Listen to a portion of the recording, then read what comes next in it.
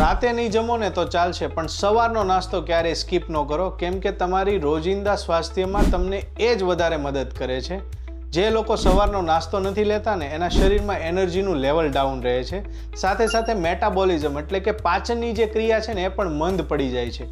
Energy ન મળવાને કારણે brain proper function નથી કરી શકતું. એના લીધે તમારી વિચાર ક્ષમતા ઘટે છે અને કામમાં ફોકસ કરવાની ક્ષમતા પણ ઓછી થાય છે. કામમાં પ્રોડક્ટિવિટી ઇન શોર્ટ ઘટે છે. ત્યારબાદ રોજ તમે ડિપ્રેશનનો શિકાર થાવ છો. કોઈ પણ વસ્તુ તમારે કરવી હોય એ યોગ્ય ટાઈમે થઈ શકતી નથી.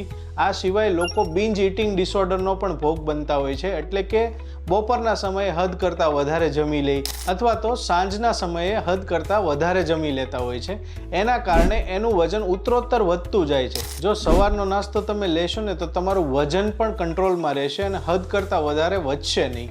એટલા માટે સવારનો નાસ્તો, મોર્નિંગ મીલ ક્યારેય પણ સ્કીપ કરવો જોઈએ નહીં.